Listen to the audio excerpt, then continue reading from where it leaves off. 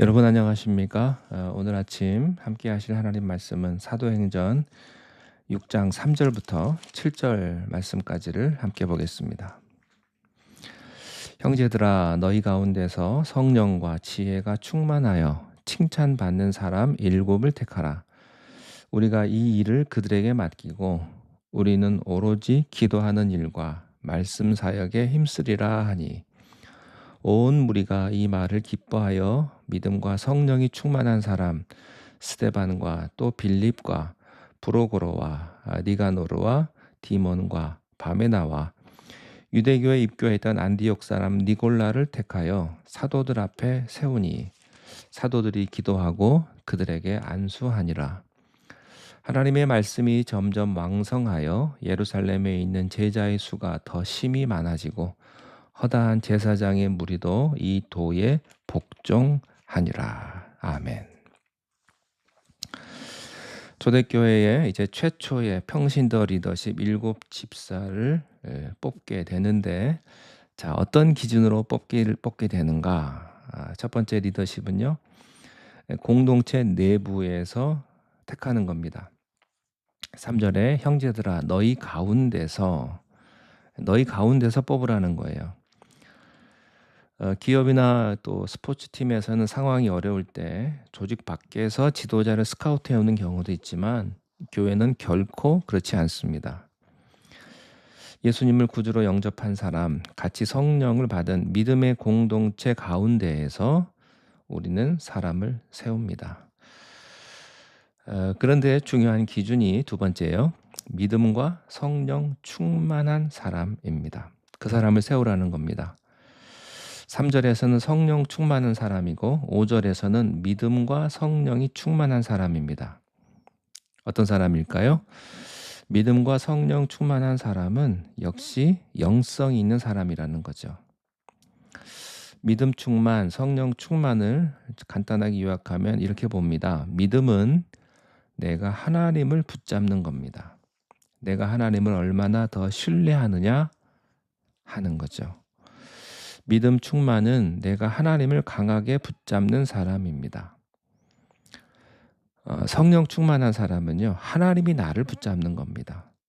성령 충만은 하나님이 그 사람을 24시간 다스리고 대화하고 지배할 수 있는 사람이거든요. 이것이 굉장히 중요합니다. 이것이 영성입니다. 여러분, 첫째, 믿음 충만하십시오. 하나님을 꼭 붙잡아야 돼요. 그러니까 이 믿음 충만하려면 내가 하나님을 꽉 붙잡는 것, 신뢰하는 것인데, 그러기 위해서는 하나님과의 관계가 깊어야 합니다. 모르는 사람은 어떻게 붙잡아요? 날마다 하나님과 교제하고 하나님과의 깊은 그런 믿음의 비밀을 가진 자라고 했죠. 세 번째는요, 지혜가 충만해야 됩니다. 열정도 있고 믿음도 좋은데 지혜가 없는 분은 참 리더로 세우기가 곤란합니다. 지혜는 인생의 박자를 맞출 줄 아는 거예요. 할 말, 안 한 말을 아는 것이고요. 자기가 있어야 될 때, 없어야 될 때를 구별할 수 있는 겁니다. 지혜 없는 사람의 성령 충만과 열심은 덕이 되지 않습니다. 사람들에게 상처를 주고 문제를 더 어렵게 만들어서 교회를 혼란하게 만듭니다. 임직자, 교회의 평신도 리더가 될 분은요, 이 지혜가 있어야 합니다. 자기 것만 주장하는 사람은 지혜로운 사람이 아닙니다. 남의 말을 경청할 수 있어야 합니다. 문제를 지적하는 사람은 지혜로운 사람이 아니죠. 문제를 해결하는 사람이 지혜로운 사람입니다. 지적하는 거 누가 못합니까? 다 하지요. 지적은요, 누구나 할 수 있는 거예요. 그러나 하나님의 지혜가 있는 사람은 조용히 그 문제를 없애는 사람입니다. 자기가 그 대안이 되는 사람이에요. 집사는 방관자나 비평자가 아니고요, 나서서 이 일을 해결해내는 사람인 줄로 믿습니다. 문제가 보인다면 여러분 그 문제의 해결자로 나서기를 바랍니다. 지적만 하지 마시고. 지혜는 책임을 지는 것이고요, 대안을 만들어냅니다. 교회 일을 하다 보면요, 참 난감한 상황에 부딪힐 때가 있어요. 신학교에서는 가르쳐 주지 않은 그런 상황에 부딪힐 때 여러분 하나님께 기도해서 지혜를 얻기를 바랍니다. 인간의 지혜는요. 우리의 지혜는 가짜예요. 하나님이 주시는 지혜가 진짜입니다. 하나님의 리더는 하나님의 지혜로 일하는 사람이에요. 네 번째, 그는 칭찬받는 사람이어야 합니다. 3절에 보면 칭찬받는 일곱을 택하라 그랬죠. 여기서 칭찬받는 사람은요, 인기 좋은 사람이 아니에요. 뭐 사람이 말 잘하고 밥 잘 사면 인기가 있죠. 근데 그게 아닙니다. 그게 칭찬이 아니거든요. 성령과 지혜가 충만한 기준에서 칭찬받는 사람입니다. 그것을 공동체가 인정하는 거예요. 이 말이 무섭습니다. 오랫동안 내 옆에서 같이 신앙생활하는 사람들이 영적으로 느끼는 게 있어요. 이거 무시 못합니다. 디모데전서 3장에 보면요. 집사를 세울 때 그 사람을 먼저 어느 시간 동안 시험하여 보라는 말이 있습니다. 사람은요. 시험해 봐야 돼요. 시간을 두고 검정을 거쳐봐야 합니다. 그리고 공동체 전체가 봐야 되는 거예요. 하나님께서도 그러셨어요. 요셉을 부르신 다음에 오랜 시간 지켜보셨어요. 애굽에서 이 사람이 억울한 시간을 어떻게 참는지, 작은 일들을 어떻게 묵묵히 잘 처리하는지를 지켜보셨어요. 다윗도요, 하나님께서 부르신 다음에 목동세관을 시키고 광야 생활을 하는 것을 지켜보셨습니다. 그래서 하나님께서 작은 것도 성실하게, 묵묵하게 예수님의 마음으로 하는 것을 보고 지도자로 세우신 겁니다. 저는 여러분들이 교회 공동체 안에서 다른 분들에게 칭찬받는 분들이 되시기를 축원합니다. 성령과 지혜로 인정을 받아야 합니다. 다섯 번째로요. 팀웍을 만들 수 있어야 합니다. 이것은 융화력을 의미하죠. 일곱을 택하라고 그랬잖아요. 일곱은요. 성경에서 완전 숫자입니다. 일곱이 가장 완벽한 이 소그룹 구성의 숫자라고 그래요. 일곱보다 많아도 힘들고 적어도 힘든데 일곱을 택하라고 하는 것은 너희들이 함께 팀으로 사역하라는 뜻이죠. 어떤 사람은요. 재능도 있고 열심도 있는데 독불장군이에요. 내가 알아서 다 할 테니 간섭하지 말라고 합니다. 열심도 좋지만요. 이런 분들은 다른 사람에게 상처를 줍니다. 그런데요. 여러분 교회에서는요. 무슨 일이든지 동역입니다. 목회 서신에서 수신인이 항상 복수형이었어요. 너희는 가서 제자 삼으라. 그 제자 삼는 일을 동역하라는 거죠. 너희는 서로 사랑하라. 너희는 가서 이걸 하라. 팀으로 사역하라는 하는 거예요. 그런데 동역이 쉽지가 않아요. 특히 자기 재주가 있고 성격 급한 분들 정말 어렵습니다. 그냥 화딱지 나가지고 자기가 다 해버리고 말지 이거 일일이 다 전화해서 치사하게 다 부탁하고 근데 일도 잘 못해요. 그리고 일도 지연시키고요. 그러면 화딱지가 나고 그냥 막 그런데 그런 마음 들기가 쉬운데요. 그래도 그걸 하셔야 됩니다. 그렇게 따지면 예수님은 얼마나 화가 나셨겠어요. 예수님이요. 우리를 참아주셨는데 우리는 왜 서로를 참아주지 못합니까? 서로 참고 또 기다려주면서 박자를 맞추는 동역. 이것을 통해서 주님이 교회에 덕을 세우게 하십니다. 그러니까 여러분이 화해자가 되셔야 돼요. 피스메이커가 되셔야 합니다. 교회에서 여러분이 아무리 중요하고 좋은 일을 하셔도요. 만약에 그것을 이루기 위해서 싸움이 일어난다면 그건 하지 말아야 합니다. 어떤 분들은요. 왜 우리 교회는 선교 안 하냐? 막 싸워요. 그래서 선교는 하지만 그걸로 교회가 갈라질 수도 있어요. 교회 건축 때문에 좋은 일 하자고 하면서 교회가 싸우고 분열하는 교회도 많이 봤습니다. 아무리 좋은 비전이라고 해도 그것 때문에 교회를 깨서는 안 돼요. 임직자는 화해자가 되어야 합니다. 여러분이 아무쪼록 무슨 일을 맡든지 여러분이 가는 곳마다 화목하게 되기를 바랍니다. 특별히 여러분 목회자와 팀워크를 이루셔야 합니다. 3절에 보니까요. 우리가 그 일을 그들에게 맡긴다라고 했지요. 예, 이게 구제 사역이거든요. 그 일을 7 집사에게 맡기겠다. 예, 이 일을 다시 말씀드리지만 섬기는 사역, 섬기다라는 이 집사라는 말이 영어 성경으로는 디컨이라고 하는데 이 섬긴다는 디컨 동사에서 나온 거죠. 집사라는 말은 이 동사에서 종이라는 말이 나왔습니다. 교회 리더십은요, 군림하는 자가 아니라 하인이 되는 거예요. 섬기는 자로 공식적으로 자리매김하는 겁니다. 여러분, 우리 교회 집사님, 권사님, 여러분들은 하인이라는 생각을 꼭 기억하셔야 합니다. 왜냐하면 우리의 주인이신 예수님께서 그러셨기 때문입니다. 우리는요, 비행기 타잖아요. 그러면 업그레이드 해가지고 비즈니스 클래스 몇 번 타고 나면 이코노미로 못 내려옵니다. 그런데 맨날 퍼스트 클래스만 타고 다니는 왕족이 어느 날 갑자기 추락해서 일반석 타면요, 그 사람 순교하는 사람 표정을 지을 거예요. 그런데 우리 주님께서는 퍼스트 클래스에서 일반석 내려오는 것도 아니고요. 저 높디 높은 하늘 보좌에서 내려오셔서 우리를 섬기며 사셨어요. 그래서 주님의 영으로 가득 찬 사람은 우리 형제를 섬길 때 주님의 마음을 더 깊이 느끼고요. 기쁨이 충만합니다. 교회에서 높아지면 높아지려고 할수록 섬김을 받으면 받을수록 여러분은 불만이 많아지고 평화가 없을 거예요. 그런데 교회에서 내려가면 내려갈수록 여러분은 주님의 기쁨을 누리게 될 줄로 믿습니다. 이 섬기는 자가 되는 것이 바로 집사입니다.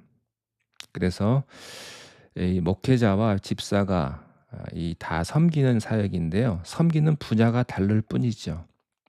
한쪽은 말씀과 기도를 집중하고 한쪽은 구제 사역에 집중하는 것인데 핵심 포인트가 달라질 뿐이지 섬기는 것은 똑같습니다.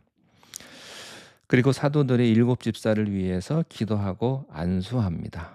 이것이 목회자 평신도 팀웍의 하이라이트예요. 기도하고 안수했다는 말은 무슨 말입니까? 이 안수하는 것은요, 교역자의 손을 빌렸을 뿐이지 주님께서 여러분을 세우셨다는 거예요. 내가 너를 지명하여 불렀나니. 그러니까 사람이 세우는 것이 아니고 주님이 세우셨기 때문에 주님이 그만하라고 그럴 때까지 그만 못합니다. 사람 보고 일하지 말고 주님 보고 일하셔야 되고요. 사람 칭찬 기대하지 말고 주님의 칭찬 기대하셔야 되고요. 사람의 힘으로 일하지 말고 주님의 힘으로 일하는 겁니다. 그것이 안수의 의미예요. 사람이 어떻게 사람을 알아서 세우겠어요? 모르죠. 그렇지만 모든 육체를 아시는 주님께서 사람을 아십니다. 그래서 교회에 사람 세울 때 특별히 많이 기도해야 되고요. 또 세우고 나서도 그분들이 잘할 수 있도록 끊임없이 기도하고 기도해야 해요.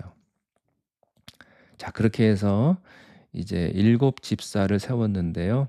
그분들의 이름이 나옵니다. 스데반, 빌립, 프로고로, 니가노르, 디몬, 바네마, 그리고 니골라. 그런데 이 7 이름의 특징이 있는데 전부 예외 없이 헬라식 이름입니다. 이게 굉장히 중요해요. 왜 중요하냐면 우리도요, 그 한국에서 미국이나 영국, 캐나다 이런 곳에 이민 간 교포들, 그 자녀들이 또 본인들이 현지에서 잘 적응하기 위해서 그 영어 이름을 쓰죠. 예. 한국 이름은요, 미국 사람들이 부르려면 굉장히 힘들잖아요. 예. 그래서 우리 주변에 보면 미국식 이름들이 있어요. 이름을 이렇게 바꾸는 경우도 하죠. 그런데 헬라파 유대인들이 다 헬라식 이름을 가지고 들어왔습니다. 그래서 헬라파 이름이라는 것이 무슨 의미냐면 전부 헬라파 유대인들이 7 집사가 됐다는 거예요. 그런데요, 이게 참 굉장히 놀라운 건 그 당시에 교회 성도들의 절대 다수는 히브리파 토종 유대인들인데 그것은 히브리파 토종 유대인들이 헬라파 유대인들에게 몰표를 몰아주지 않는 한 불가능한 일이 일어난 거예요. 인간적인 조직에서 아무리 교회라고 해도요, 있을 수 없는 일이 일어난 겁니다. 히브리파 다수인 교회에서 처음 7 집사를 세웠는데 전부 헬라파 유대인들이 세워졌다는 거예요. 그 사람들이 물론 지혜와 성령 충만이 탁월했겠지만 아무리 객관적인 기준이 그렇다 할지라도 팔은 안으로 굽기 마련인데 7명 모두가 다 어떻게 그렇게 될 수가 있겠어요. 이것은 성령님께서 하신 일입니다. 그리고 초대교회가 번져나가는 역사를 보면 왜 그렇게 됐는지를 알 수가 있어요. 이때부터 예루살렘 초대교회 리더십을요, 헬라파, 국제파 유대인들이 장악을 하게 되는데, 그러니까 그 다음부터는 이게 이해가 되는 거예요. 주님께서 땅끝까지 가서 복음을 전하라고 하셨지만 사실 배타적인 성격이 강한, 선민의식이 강한 히브리파 유대인들은요, 아무리 하나님 말씀하셨어도 자기 문화적으로 다른 민족, 다른 열방을 포용하는 게 힘들었습니다. 그런데 어렸을 때부터 외국에서 자라난 헬라파 유대인들은요, 다른 사람들과 섞여 살면서 헬라어도 잘하죠. 또 다른 문화권과 어울리는 것이 아주 익숙한 사람들이에요. 음식도 잘 맞지요. 예. 한국에서만 사는 분들은 된장국 맨날 먹어야 되고요. 스파게티 이런 거 못 먹는데 햄버거도 안 먹는 분들도 있는데요. 헬라파 사람들은요, 어떤 문화권 사람들하고도 음식도 많고 대화도 되고 개방적이고 포용적이고 또 도전 정신이 강했습니다. 헬라파 유대인들이니까 빌립 같은 집사가요, 나중에 이스라엘 사람들이 다 꺼려하는 사마리아 지역으로 들어가서 선교하는 거죠.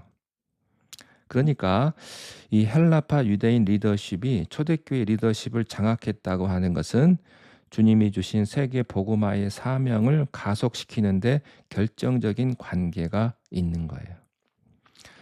그런데 헬라파 유대인들이 그렇게 뛰어난 활약을 할 수 있었던 이유는 그 저변에는 수적으로 절대 다수였음에도 불구하고 헬라파 유대인들을 리더로 뽑아준 히브리파 유대인들의 성숙이 있었습니다. 이것은 하나님이 하신 일이죠. 그 결단으로 초대교회가 급성장할 수 있었던 겁니다. 이 헬라파 유대인 집사 선출 사건은요, 보통 사건이 아닙니다. 제가 우리 교회를 한번 생각을 해봤어요. 제가 우리 교회에 2012년 11월에 처음 왔으니까 벌써 14년, 이제 14년이 가까워지는데, 처음에 제가 우리 교회 왔을 때는 대부분 발레오에 사시는 분들이셨습니다. 근데 지금 보니까 발레오 사시는 분들 한 절반 계시고 또 멀리서 오시는 분들이 한 절반 정도 계신 것 같아요. 발레오에서 오랫동안 신앙생활 하신 분들은 어떻게 보면 초기부터 수고하고 애쓰고 땀 흘리신 분들이죠. 그리고 외지에서 좀 먼 곳에서 오신 분들은 나중에 오신 분들이 많아요. 그런데 생각을 해보세요. 멀리서 오신 분들만 세우고 원래부터 하셨던 분들은 안 세우면 어떻게 되겠어요? 예. 이렇게 따지고 보면요, 이 히브리파 유대인들이 헬라파 유대인들을 7 집사로 세운 건요, 굉장한 겁니다. 예. 예수의 영이 이 과정에 역사하신 거예요. 예수님의 마음은 어떤 마음이십니까? 갈라디아서 3장 28절에 너희는 유대인이나 헬라인이나 종이나 자유인이나 남자나 여자나 다 그리스도 예수 안에서 하나이니라. 아멘. 성령께서는요, 모든 민족, 족속, 방언에게 복음을 전하시기 원하시는데 그것을 이루는 것을 모든 민족, 족속, 방언을 통해서 이룬다고 하는 거예요. 유대파 유대인들이 그때부터 부상을 하고요. 또 나중에는 이 헬라파 유대인들도 다 빠져요. 그리고 나서 완전히 이방인들이 복음을 선교하는 데까지 나갔죠.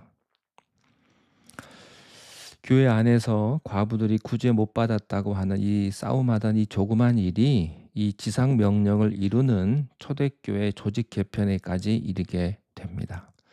아무것도 아닌 것 같은 작은 문제를 가지고 하나님께서는 그 초대교회를 업그레이드 시키고자 하는 그런 그림이 있었다고 하는 거죠. 바다의 적조는요, 바다의 죽음이지만 이것을 해결하는 유일한 방법은 태풍이 오는 겁니다. 그래서 바다를 한번 뒤집어 놓아야 깨끗해져요. 이 사건은 태풍이죠. 가만히 두었으면 절대 이런 일이 안 일어났을 사건인데, 이 과부들의 구제 문제로 터진 문제를 해결하다가 성령의 급격한 간섭으로 사도들이 기도해서 집사 선출 아이디어를 생각해내게 되었고, 이 집사 선출 과정에서 히브리파 절대 대다수인 성도들이 전원 헬라파 집사들을 선출하는 거예요. 이 이변을 통해서 초대교회가 이스라엘 중심의 복음에서 땅끝까지 번져나가는 세계 복음화의 숨통을 트는 그런 열리고 단단한 조직으로 바뀌게 되는 겁니다. 하나님은 얼마나 위대한 분이십니까? 사랑하는 여러분, 한 교회가 이 땅에서 탄생해서 자리를 잡고 건강하게 성장하는 것은 쉬운 일이 아닙니다. 한 가지만 잘한다고 되는 일도 아니고요. 어떤 목사님이 그런 말씀을 하셨어요. 설교가 좋으면 교회가 부흥한다. 신방 잘하면 교회가 따뜻해진다. 훈련을 잘하면 교인들이 저력이 생긴다. 행정을 잘하면 교회가 평안해진다. 제가 그 말씀 듣고 은혜 받았어요. 설교 좋으면 교회가 부흥하고, 신방 잘하면 교회가 따뜻해지고, 훈련 잘 시키면 교인들 저력이 생기고, 그리고 행정을 잘하면 교회가 평안해집니다. 이런 균형 잡힌 성장은 목회자와 평신도가 좋은 팀을 만들었기 때문에 가능한 거예요. 예루살렘 초대교회는 이것을 이루어냄으로써 위기를 기회로 바꾸고, 자기 민족 중심의 교회에서 글로벌 교회로 가는 파워풀한 그런 리더십 트랜스포메이션, 완전한 변화를 체험하게 되는 겁니다. 우리 교회도 예루살렘 초대교회처럼 이런 작은 고통을 통해서 더 크게 하나님의 역사하심과 더 큰 하나님의 놀라우신 비전을 이루는 그런 교회가 되기를 바랍니다. 기도하겠습니다. 하나님 아버지, 우리 교회 안에 작은 문제들이 있다 할지라도 그 문제들을 통해서 주님 앞에 더 기도함으로 그 문제만 해결할 뿐이 아니라 그 가운데 계신 하나님의 놀라우신 은혜와 축복을 우리가 더 크게 경험할 수 있도록 도우시고, 이 문제들을 통하여서 더 큰 역사하심과 더 큰 부흥을 체험할 수 있는 우리 모든 교회가 될 수 있도록 하나님 함께하여 주시옵소서.